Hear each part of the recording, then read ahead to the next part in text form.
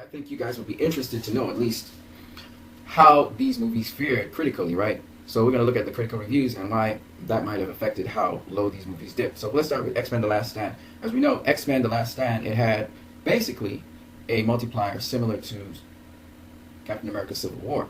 It wasn't too bad. 58% by the critics, 62% by the audience. And I guess it's because of the 62% by the audience it actually made a profit, right? But it really was affected by the critical reception.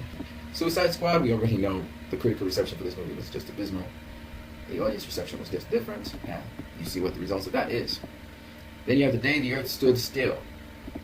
That had a miserable critical reception. Oh my goodness. Horrible critical reception.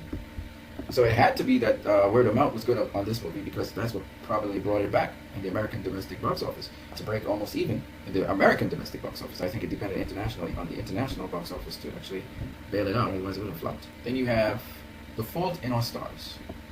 Actually, The Fault in Our Stars, I don't know why it dropped so radically the first week.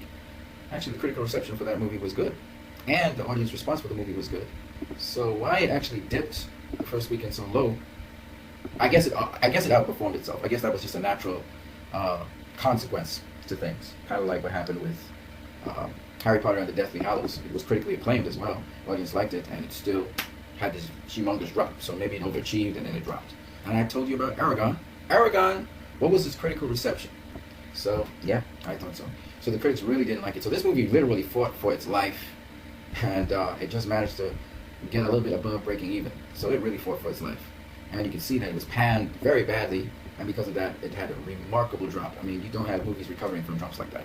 69.9%. So Aragon did a phenomenal thing by coming back with a multiplier of 3.2. That's ridiculous. It means even in the United States of America, the word of mouth on it was pretty good. Strangely, the Rotten Tomatoes scores don't really truly, at least for the audience, do not really truly reflect what happened with this movie.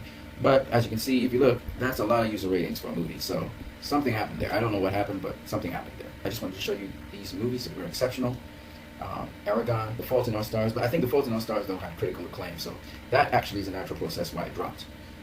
Because it overachieved. I mean, a $12 million budget, come on now. At The Day the Earth Stood Still, critics didn't like it.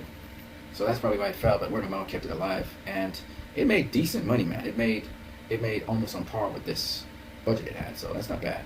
Suicide Squad is probably the only movie here that didn't get good critical acclaim and still made a lot of money. So it is an anomaly. And it's multiplier, word of mouth, and everything. So while I thought that the Fault in Our Stars, was exceptional, it had everything to help it boost. It was just that it got critical acclaim, everything. It seemed to just be a natural function of time, like Harry Potter movie. Suicide Squad is probably the best performing movie that has been panned and still recovers from its panning to actually turn a decent profit. So that's really unusual. It's very, very, very unusual what Suicide Squad has done. You guys have a great